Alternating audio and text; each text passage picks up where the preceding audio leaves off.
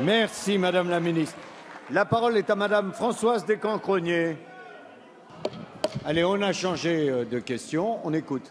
Oui, Monsieur le Président. Ma question s'adresse à Madame la Ministre des Affaires sociales, de la Santé et des droits des femmes. Madame la Ministre, notre système de santé est l'un des plus protecteurs au monde. Sa grande qualité est un atout pour notre pays. Chaque Français sait que face aux risques, face aux difficultés, il trouvera des médecins dévoués et efficaces. Pour que ce système perdure, il faut le moderniser. Et c'est là l'enjeu du projet de loi examiné cette semaine en commission. L'allongement de la durée de vie, l'égalité devant les soins ou encore les déserts médicaux sont autant de défis que nous devons relever. Ce projet de loi va étendre le tiers payant à tous les patients d'ici 2017 pour que personne n'ait à avancer d'argent pour se soigner. C'est parfois hors de portée pour certains Français. Il faut le rappeler. Il doit mettre en œuvre, conformément à l'engagement du président de la République, un droit à l'oubli pour ceux qui ont vaincu le cancer et qui souhaitent faire un emprunt pour construire à nouveau un projet de vie. Il engage des actions de prévention avec le paquet de tabac neutre et des parcours éducatifs de santé à l'école. Mais il lutte aussi contre les déserts médicaux pour que tous les Français aient accès aux soins.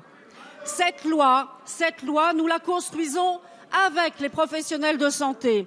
Nous devons entendre leurs craintes.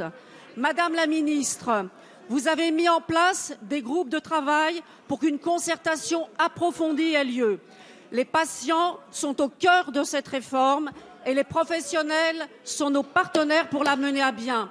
Nous refusons de les opposer. Aussi, Madame la Ministre, pouvez-vous rappeler, détailler les mesures que ce projet de loi contient et rassurer chacun quant aux avancées qu'il porte?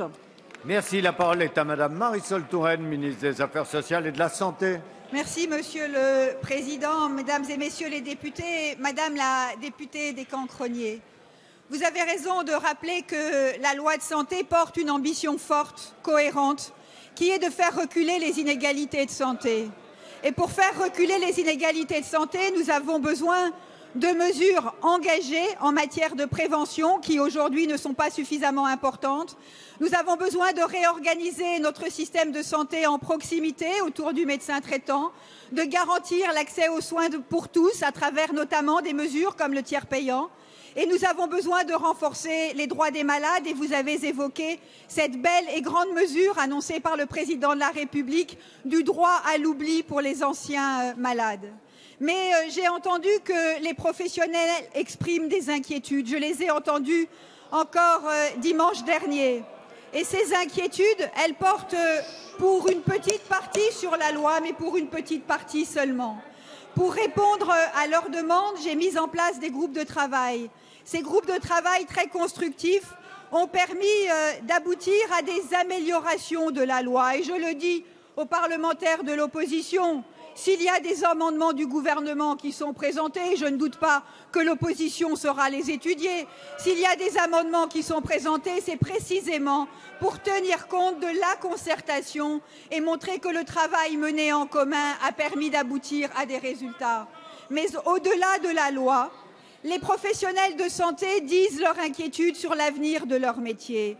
Et pour eux, l'immobilisme serait la pire des réponses. Nous avons besoin d'avancer résolument dans la voie de la transformation. J'ai proposé au Premier ministre, qui l'a accepté, la mise en place d'une grande conférence de la santé qui nous permettra ensemble de travailler à l'avenir du métier des jeunes professionnels d'aujourd'hui. Vous le voyez, Madame la députée, nous sommes résolus, déterminés pour la santé de nos concitoyens.